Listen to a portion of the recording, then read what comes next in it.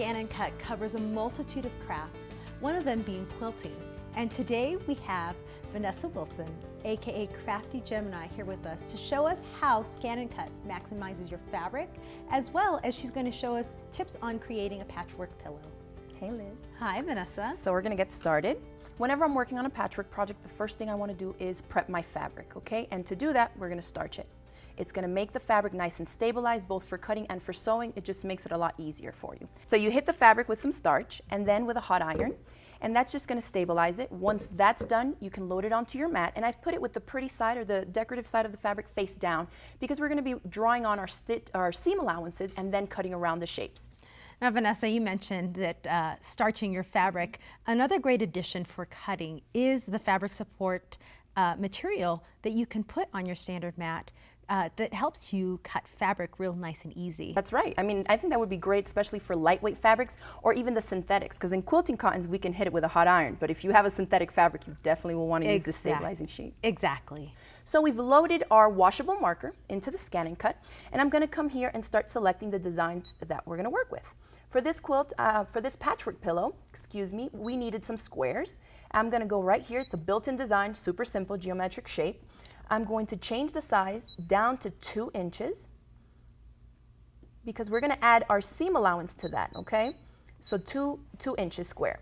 So we're going to go down here to select for the seam allowance feature, and I'm going to add the seam allowance there. We want to double check and make sure what our seam allowance is, so we're going to go down here to settings and then scroll down to this page. And right here where you see seam allowance, you see it's set to 1/2 inch. For quilters, we want that 1/4 inch seam allowance. That I do know. Okay, so we have it there. Press OK. So now we're ready. You can see it adjusted the seam allowance right there.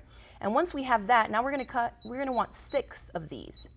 Okay, so I just bump up the number to the number you want, click Set, and now you can see that it's arranged them for me. Based on the fabric that I have in there, I'm going to want to scoot these down. And that's all you need to do is grab one, scoot it over, adjust it. And so it's great for quilters because we have tons of scraps. So you can play around with the shapes to try and squeeze them in wherever you can to make the most out of the fabric. So we have our 6 there. We're going to click OK. And we're going to go to Draw because we want it to draw out all the seam allowances that we need. You can double check up here and it's telling you that the seam allowance you've set is 1/4 inch, so we know that's right. And then we'll just click Start.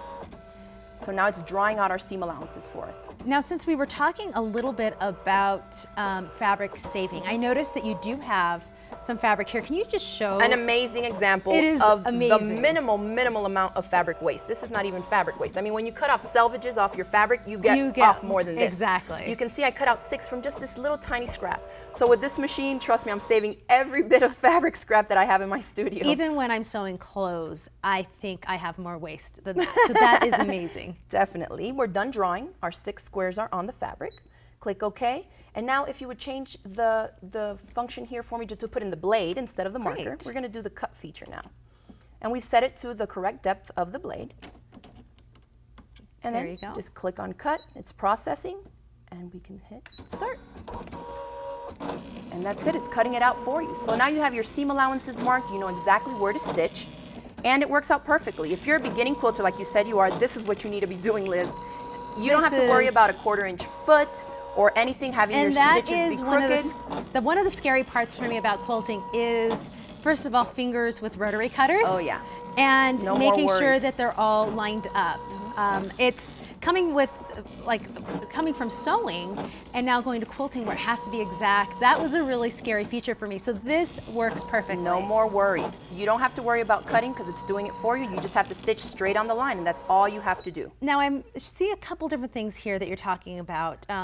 It's different odd shapes as well as this is a tumbler block. You mentioned as well as a different type of seam, a scant. Yeah, a scant 1/4 inch. So to do a scant 1/4 inch is just you stitch a little bit inside of that line, and it's going to be perfect. Perfect. And this is just a tumbler block. You can lay it where it's supposed to be, and it can be a little awkward for some people, but remember, just stitch on the line that the machine drew and you're done. That's amazing. I think having the lines for sewing, it's a great guide. Thank you, Vanessa, for showing us these great tips for beginners as well as for seasoned quilters and how ScanNCut can make it easy.